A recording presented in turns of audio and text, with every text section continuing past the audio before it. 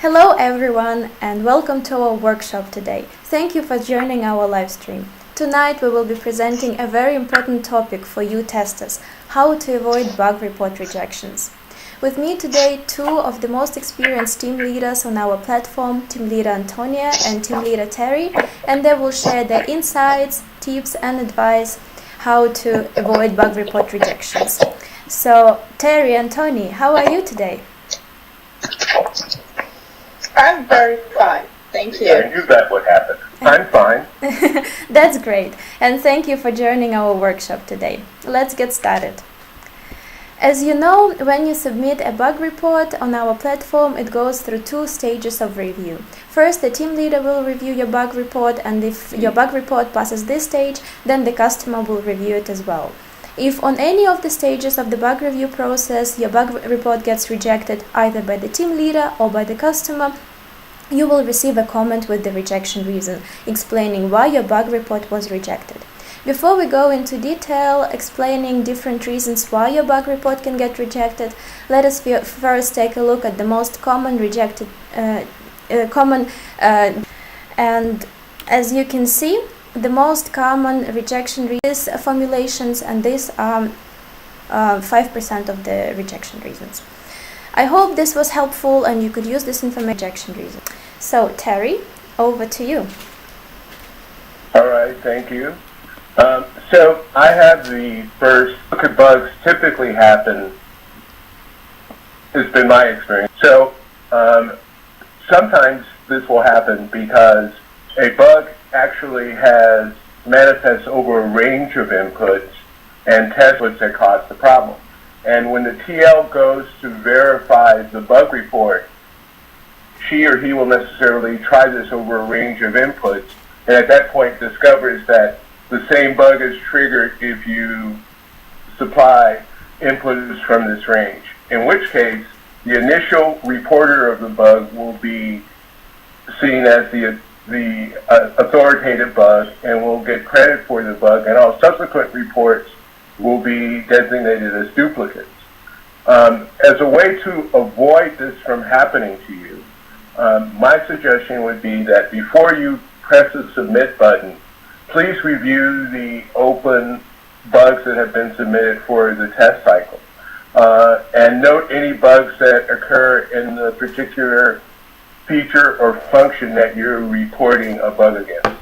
And in all honesty, these can happen. TL will attempt to do as best a job as possible explaining to you why the TL believes this is a duplicate.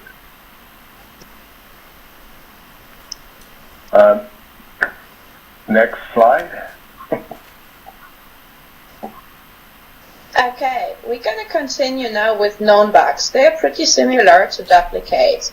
The known bug has been reported before in a test cycle, so you have the chance to review them, and you don't run into the possibility that someone was just quicker as you.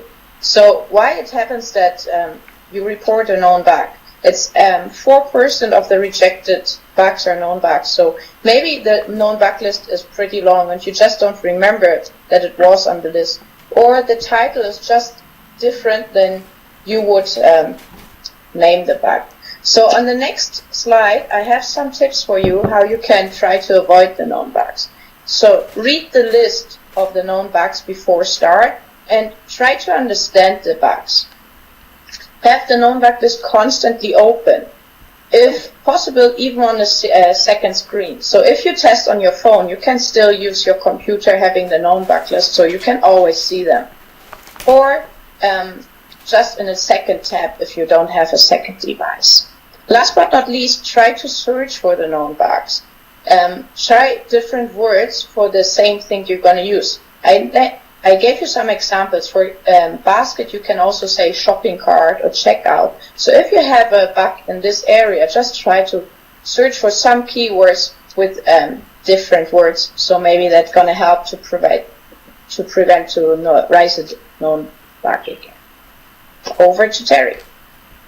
Thank you. Language issues will happen because the tester is not a native speaker of either English or German. In which case, my suggestion would be to craft your bug report in your native language, and then you can use various tools to do translation. The one that TLs have recommended for testers is a website called DeepL, and that does a really good job of doing a translation. I've compared the translations from that site to Google Translate, and they're comparable, but the feeling is that DeepL does a better job. Also, in terms of dealing with language issues, if an instruction and the communication is unclear about what you should do, please feel free to post a message to the chat for the team lead. The team lead is happy to help hopefully figure out what's been written. And we understand that and appreciate that our testers come from various regions around the world, and not everyone is a native speaker of the test language. And so we're happy and more than willing to help. And with that, to the next slide. We're going to have a look at low quality attachments now. I splitted this in the 4 most common reasons why we reject something as low quality. Even though on the overview it was just 1% of all the rejects, it's quite, it might happen to you if you do the same mistake over and over again. Also, if you do the same mistake. Oh, I guess Tony had an issue with your internet. Okay, then let's skip her slides and then go back when she's back. So, okay. Yeah. What's the next slide since I can't see it? Yeah, out of scope. Okay. So, out of scope, bug reports happen for several reasons. One of which, and the most typical, is that the section that deals with out-of-scope issues was not clear to the reader. Once again, in that circumstance, please feel free to solicit input from the TL by posting a message to the chat. Oftentimes, other testers will be available to help as well. Some other instances where you might receive a bug rejection as being out of scope is because the particular bug reported is not really a bug with the software that's being tested, but is a configuration or system setup problem, in which case it's not considered a valid bug because it doesn't affect the software. In that case, please report any issues with the testing environment to the TL so that we can let other testers know. And when I've encountered such bugs in the past, what I've done is send out a chat message to all parties concerned. In general, the TL should go through the out of scope section to clarify any language issues that the TL, upon reading, believes might be a problem for all the testers concerned. But we don't always necessarily understand how something reads to testers, so feel free to let the TL know when you encounter something that is not clear to you.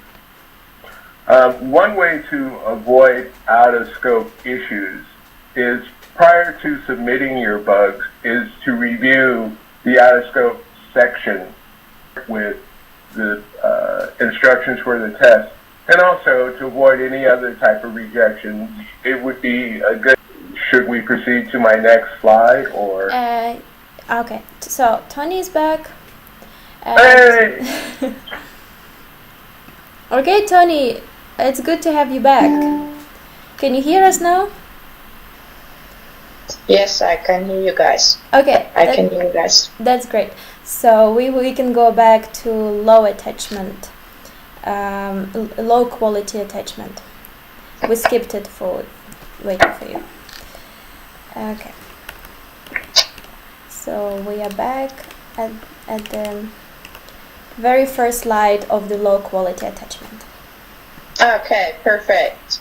So, the missing date, one of the reasons we reject bugs. It might happen to you that you just forget it. There's two things that can help you. Just, if possible, activate that the date can be seen always. So on iPad, on Mac, it's possible to show it at the top. It's like not pretty common to know, but I have 2 slides with an example where you can see that it is possible. Just type in Google date shown on Mac or date shown on iPad, and you will have like an easy way to do this. On desktop, I think everybody knows how to do this. Just make your taskbar a little bit bigger, and it will be shown all the time.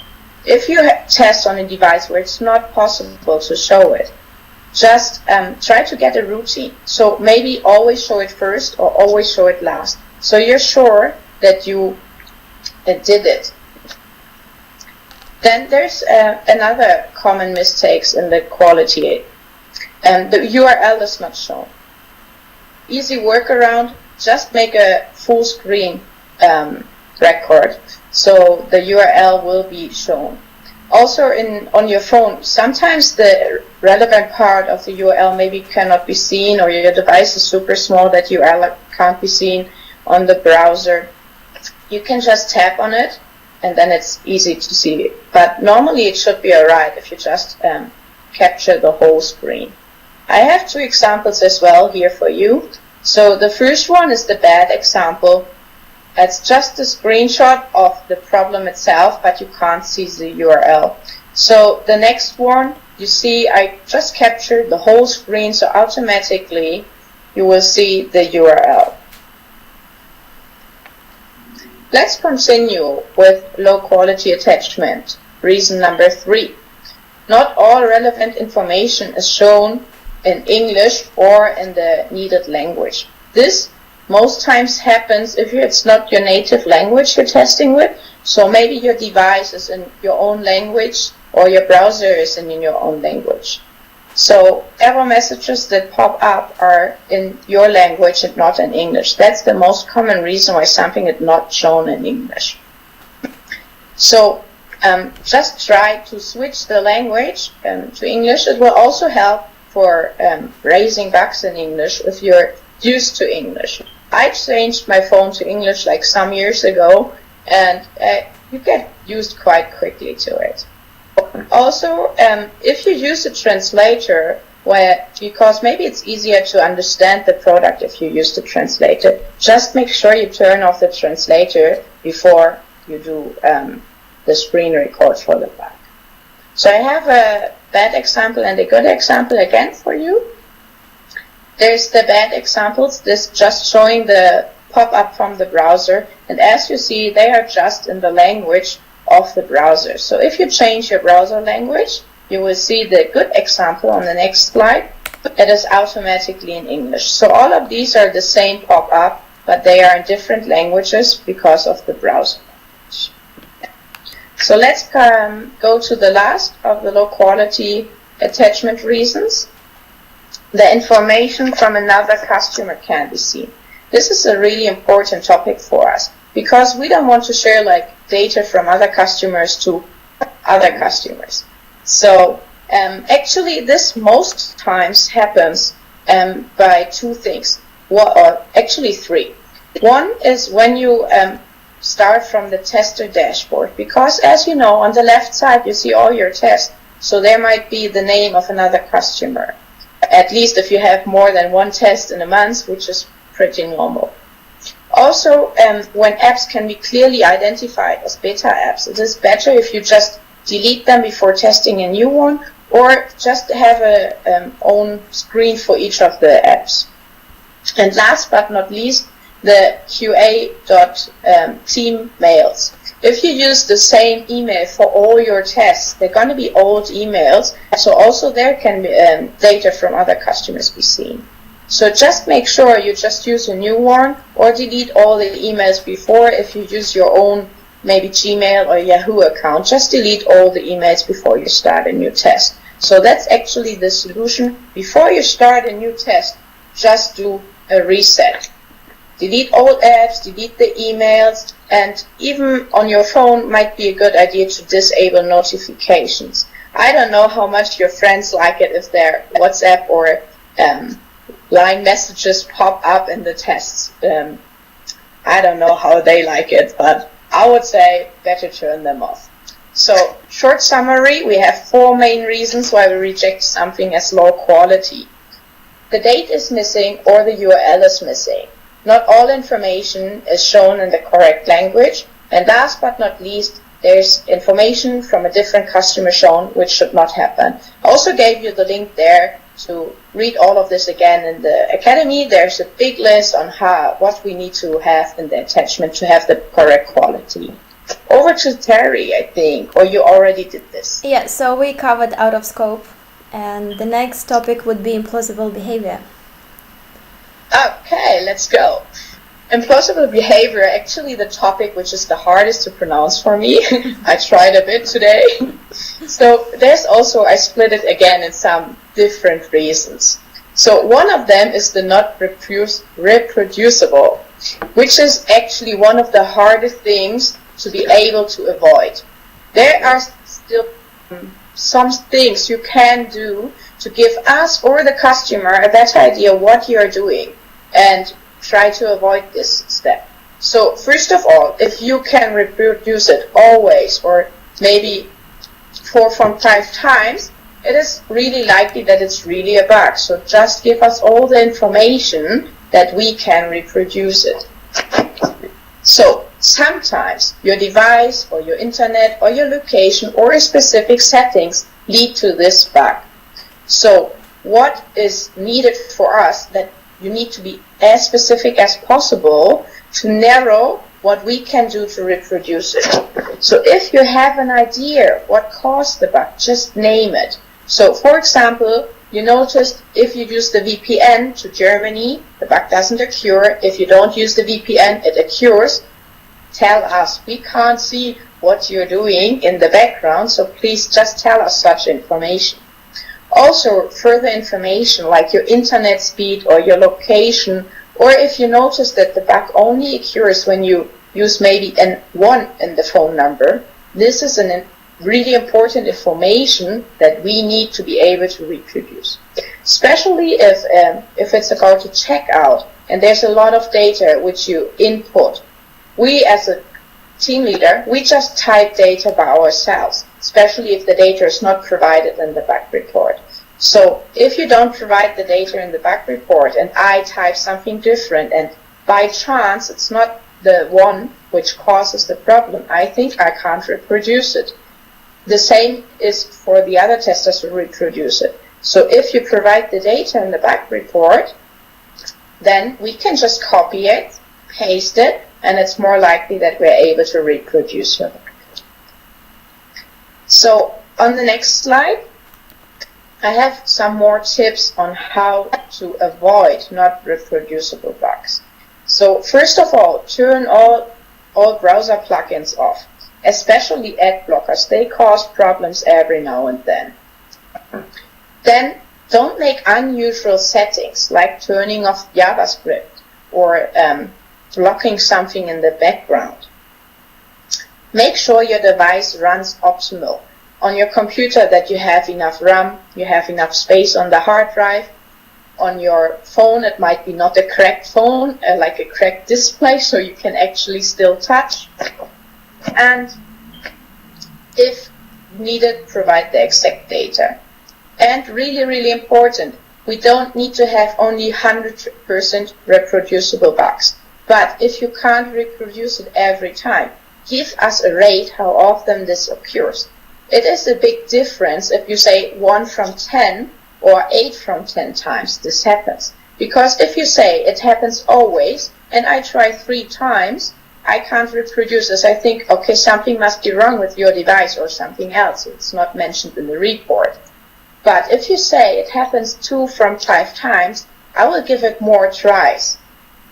Also, a little pro tip from my side as a developer or someone who works with online shop. It helps a lot for the customer if you provide your time and the time zone when the bug happens and when not. So, for example, when there was a price update in the web shop and this caused the trouble, the customer can, due to the time you give him, understand why the problem happens. So it's more likely they can reproduce it, as if you don't say when it happens. And as the customer doesn't know from which time zone you're coming, just showing the date or time on your device doesn't help. So just give the time zone and time if you're not able to reproduce it all the time. The next are forced bugs. Forced bugs or not a use case. These are actually the bugs where I write the longest explanations why it's not a bug, because I try to make a tester understand what is the problem here. First of all, I want to try to explain you why we don't forward everything. Our customers from Test.io have limited resources. Limited resources means they have an amount of money they can put into the app or into the web shop for development, or they just have a limited amount of developers who can work on it. So as mostly everything on the world, not everything can be done. So a customer always needs to decide between fixing this bug, or maybe implementing a new feature. So in the reality, would you really fix this bug that may never ever happen to a real customer, or would you put your money or your development power into a new feature that will give you more revenue? So that's the thinking of the customer. Will fixing this bug really give me more revenue? Is that worth fixing? So if I spend $1,000 now, will I really earn enough more that this is worth fixing? That's why we don't forward everything. So if you're unsure if it's an edge case, I have provided some questions for you as some of the examples that I see most of them in the not used cases. On the next slide, there are the questions. So in online shops, would you really try to buy 1.5 shoes? Or would you really try to use an app on 1/3 of your phone, like trying to watch a video just in the upper corner of your phone? Or if you listen to a music or trying to watch a video, would you really start, stop before you start watching? I guess not. The same on online shops. Baskets with 50 products or amounts about like $1 million are just not use cases. Normal online shops have an average order size of 1 point something. Or maybe Amazon, which is like a really big player, they have an average order size of maybe 3 or 4 items. But I don't know any online shop that has an average order size of 50 products per basket. So just keep this in mind. Also for names, data, just try to give it real input. Do you really know someone who has a name longer than 250 characters? I don't so. So please just ask you these questions and you will most likely not run into non-use cases. So as a summary for implausible behavior, the hardest pronounced topic for tonight, forced bugs and not use cases and not reproducible are the two main reasons for this rejection. So the tips are really easy. Think and act as a normal user and mention all necessary information. Mm-hmm. And with this, I can give back to Terry. Yeah, so thank you, Tony. The next topic is inconsistency. So inconsistency is, there's a difference between, for instance, the steps list to reproduce a bug and then what's recorded in the video. I'm very much aware of how things work in the real world. It's an hour before the test is done and you're scrambling to get all of your bugs reported.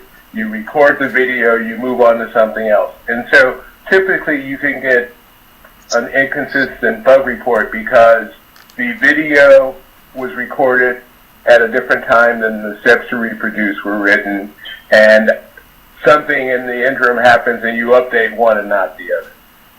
So once again, to avoid getting a bug rejected for inconsistent behavior, please have two tabs open, one with your bug description, the steps to reproduce, and the other with the video that you're attaching to the bug report. And make sure that the video matches what's written and that what's written matches what's in the video. Typically, these are avoidable if there's enough care involved to sync up the video with what's written. And once again, as I said before, I understand, or we as team leaders understand that, especially near the end of the scheduled test time, it's a scramble to get your bugs in. But you please, do take the time to review what's written versus what's recorded. The next slide, please. Thank you. So the next rejection reason would be not a bug, a very important rejection reason, 30% of all cases. Yes, not a bug. I also split it here into several cases that are quite common. So first of all, we have not a bug because it is a usability suggestion. So the cause behind this is when it's not really a bug, it is just maybe different to what you're used to or what you have expected, but it still works if you understand the product. Usability is the user experience. That just means like how easy it is for you. So usability suggestion makes something easier, means the original function works, it just doesn't work easy. So how to avoid these? There's easy solution. Just understand the product. That's it. No, I'm just kidding. I understand it is hard. It is hard to understand a product at some points. So if you're not that experienced yet, there are easier tests and harder tests. So maybe if you feel that you are just not able to understand the product yet, skip the test. Tests with websites as an online shop are easier than to test maybe a site which is not the normal online shop, where you maybe a B2B shop, like a business-to-business shop, where they have way more functionalities, or like a medical app where you upload stuff and then get reviewed, which has like complicated workflows. So if you start testing, stick to the things that you might know from your normal life, like just an e-commerce site or maybe a video watching app which you probably use often. Also, it is really good if you try to get the same test again, so you already got used to the customer and you can understand the product better. So if you run into this usability or not, there's ways how to prove something is really a bug. I have tried to sum it up a little bit. There's also a really good article in the Academy about it. So how to prove that the behavior is a bug is when the same function works differently. So for example, you're in a web shop and you try to sort products from A to Z. And then you filter for, I don't know, maybe 4-star reviews and sort again products from A to Z. This time they are just sorted differently. Besides that, obviously the ones which are not in the list anymore are not there. So if you can prove something like this, it is always easier to prove that you have a bug. In this case, obviously, it's really easy for us as a team leader to see that it is not sorted. But for example, I had just a week ago web shop. A lot of people raised the bug. It's not sorting, but it actually was sorting the products from A to Z, just not from the product first letter, which was the brand name. It was sorted after the slash, where it's really the first letter of the product. So on the first glance, it just looks like it is not sorting correctly, but they just want to sort it differently. Also, how to prove that something is a bug is if you prove something is incomplete implemented. The most common, I think, is the incomplete validation. For emails, I think everybody saw this bug before. So there's a big difference. If a shop or an app. Okay, I guess Tony is facing the same issue again, and we will have to come back to her part of presentation as well. So let's skip her part of the presentation and go back to instructions not followed. Okay, so this particular issue or rejection reason is somewhat self-explanatory, and indeed my sense is that this happens because the instructions were not clear. It is a way to avoid this is to post a message to the chat for the TL letting them know that something is not clear to you. We are always happy to intervene and get a clarification. Some examples of where the instructions were not followed is, for instance, you're actually testing in the wrong part of the product. For instance, in a word processor, you are testing the save function when the instructions call to test the open file function.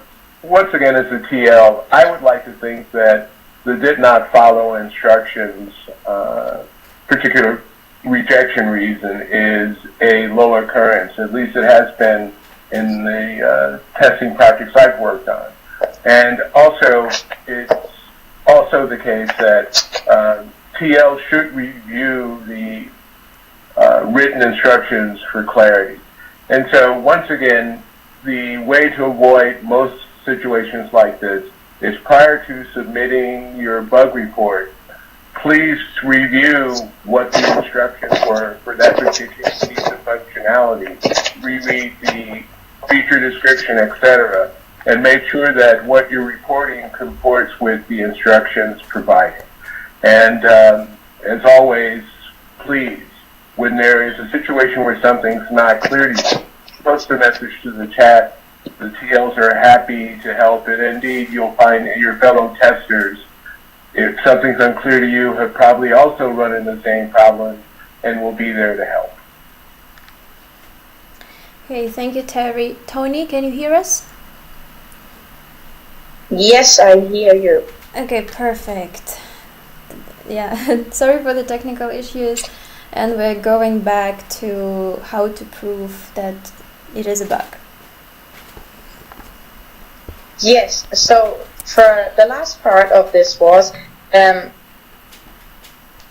when you can prove that it works in a different area or with different steps. So for example, if you can provide the proof that you can order with more than 3 products, but you can't order with 1 product, and there's no message shown or anything that indicates that this is like as designed, then it is like a good thing to mention this in your actual results. So we have an idea that it's actually working at a different part. There's one more thing as not a bug, which happens quite often. When the bug is related to the OS, the device, or the browser. So the bug is not actually on the side of the test.io customer, but is on your device or your browser or your OS. The OS is the operation system, so maybe your iOS for your iPhone or Android for a lot of other phones, or whatever Windows phone is using. And check it prior to raising the bug, as if you tried the same thing on a different side. There are common mistakes in OS, device, and browser, which I listed on the next slide. So when your device has a broken display and you can't click the button, this is not a bug you should raise. The customer can't fix your device. They can only fix your website or their website. Also, when your device is on the edge of the limits, means that your mouse maybe is slowly moving, or you try to scroll and it's stocking just because your laptop is on the limits of its capability. This is not a bug either. So what to do if you are sure, want to make sure that this is not because of you, but because of the website, you can just show or try on a different website that it's working easily. Especially for videos, this is a good help. If you prove that the video can be played outside the app, or you can open videos on YouTube normally, that it's nothing that is on your device, that helps a lot. So if you have the same behavior over different apps, you might think about raising the bug or not. There's one pretty common one, that is like when you share something out of an app, that the same app is shown again. This is nothing the developer can change. This is like on all apps, so you don't need to raise a bug for it. On the browser, there are also some typical ones, like the shown password is in the Internet Explorer but not in the Chrome, or in Safari but not in the Chrome. The browsers have own shown password buttons. So if it's on one and not the other, it's just related to the browser, not a bug. And for example, the pop-up dialogues are just differently located on Chrome and Firefox. And last but not least, there's a pretty common one with the qa.t mails. They are not supporting HTML. So all of them, there are bugs related to links or buttons. Just try to send the same email or receive the same email on a normal account and see if it's really broken, because most times it is just because the link is not encrypted correctly in the mail service and nothing the customer can fix. Okay, so last but not least, not a bug, but as designed.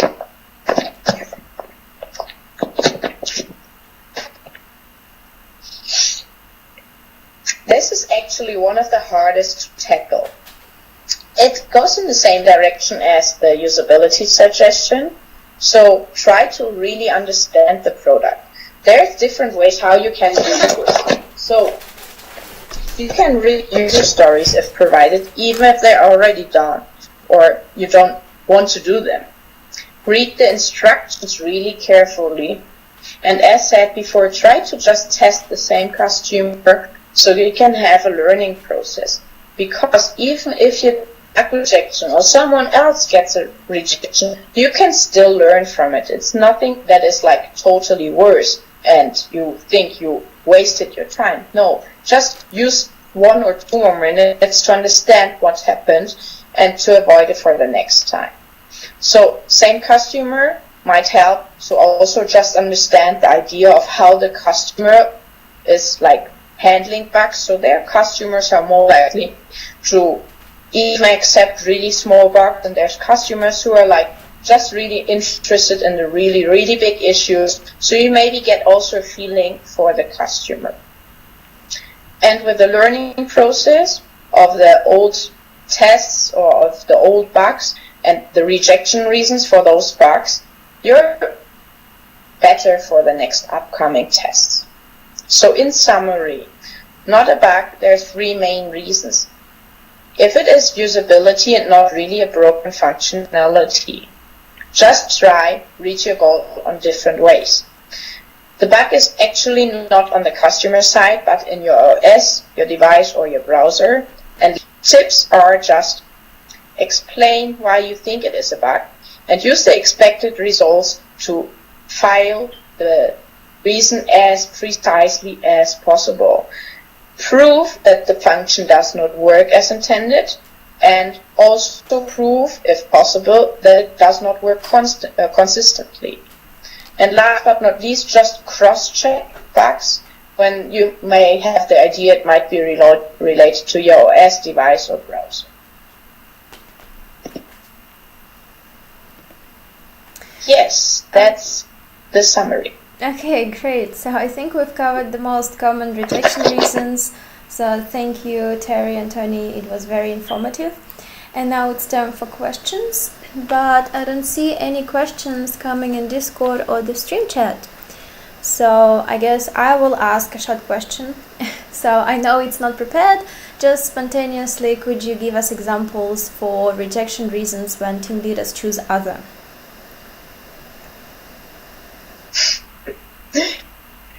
we trained for this, Terry. Go ahead. Okay. Actually, I think I use other when there's the wrong environment selected. So, for example, you test with your phone and you click desktop as the environment because there's no other rejection reason that fits, and we can't change the environment. So this would be other rejection reasons. I think mainly those are reasons which you can avoid with the good tips from Terry in rereading your bug. Thank you for answering that, Tony. I have never had occasion to use that as a rejection reason because it seems to me that most of the other things that happen is really what's going on with other. For instance, in the example you cited, if someone had actually read through the instructions more carefully, or if the instructions were better written, perhaps that would have been avoided.